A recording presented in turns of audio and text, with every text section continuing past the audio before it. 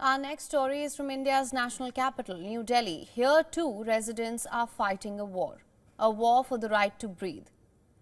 Take a look at these visuals on your screen. Can you see anything? Because we can't. That's killer smog. For those of us living in Delhi and nearby, that's the air we are breathing. Delhi is choking, gasping, suffocating. But is anyone listening? Who is to be blamed for this? Who is responsible to fix this? The answer is as complex as the question. I have a problem with all the dust getting into my eyes, and it's a problem for the body. Who do you hold responsible? See, both the Delhi government and the central government are responsible. They keep on blaming each other. Let's start with the data at hand. India's Pollution Control Authority said the National Capital Territory's 24-hour air quality index reading was at 484. That's classified as severe plus, the highest this year. According to Swiss group IQAir's live rankings, New Delhi was the most polluted city in the world with air quality at a hazardous level, 1,672 at 7 a.m. in the morning. The concentration of PM 2.5, that is fine particulate matter measuring 2.5 microns or less in diameter, that can be carried into lungs causing deadly diseases and cardiac issues, was 130.9 times the World Health Organization's recommended levels. Can you believe that? As Delhi's AQI worsens to severe plus, GRAP 4 measures have been enforced. First implemented in 2017, this outlines anti-pollution actions based on the severity of air quality.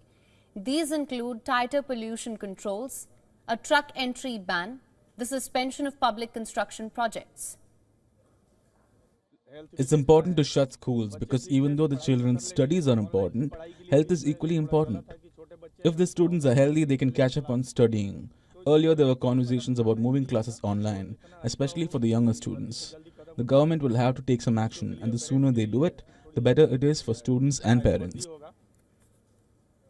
Now, many cannot afford air filters, nor do they have homes that they can effectively seal from the misery of foul-smelling air. For a majority of the people in Delhi, staying indoors is not an option.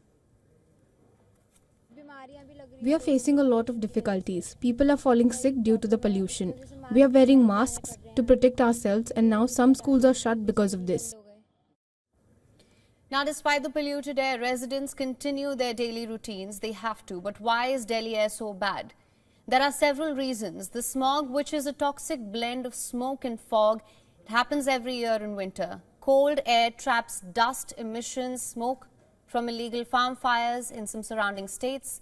Farm fires where stubble left after harvesting crop is burned to clear fields have contributed as much as 40% of the pollution in Delhi. On Sunday, satellites detected 1,334 such events in 6 Indian states, the most in the last 4 days. What's more, overpopulation also contributes to higher pollution. More vehicles and more waste, it only adds to the problem. Many of the city's older vehicles release harmful gases, and construction work generates dust, especially in dry conditions. But it's not just Delhi. Other Indian cities also recorded varying AQI levels. Kolkata has an AQI of 222, which is poor. Ahmedabad's AQI was 144, that is moderate, while India's financial capital Mumbai recorded an AQI of 133, again moderate. Such is the situation that the Supreme Court of India pulled up authorities. The bench asked the authorities why GRAP 3 was implemented 3 days after the AQI crossed the 300 mark. The Supreme Court said it will not allow scaling down of the preventive measures under stage 4, even if AQI goes below 450. The Supreme Court also ordered the Commission for Air Quality Management to take stringent action under stages 3 and 4 to combat pollution. The court emphasized that no discretion should be left to state authorities. For the unversed, this has a 4-step graded action response plan to tackle Delhi's bad air days.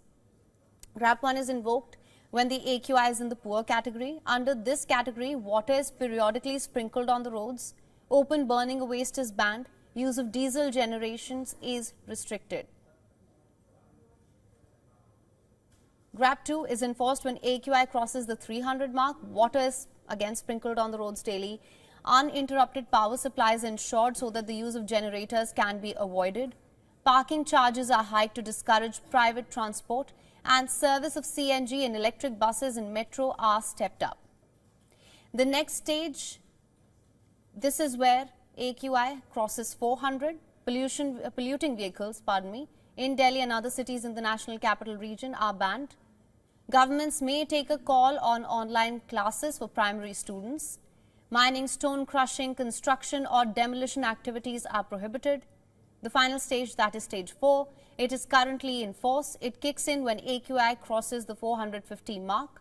Under this category, commercial vehicles registered outside Delhi are banned from entering the city.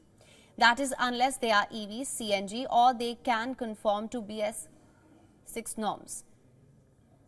Decisions can also be taken on discontinuing physical classes for senior school students as well.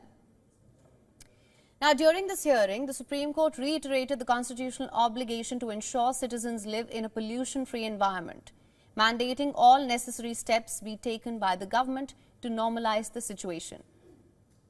The court will review compliance with its orders during the next hearing. New Delhi's killer plague needs action. It needs stricter measures, traffic regulations, banning of polluting industries, better waste management, most of all, immediate government intervention. Until then, we'll continue to be breathless in Delhi. For latest news, download the WION app and subscribe to our YouTube channel.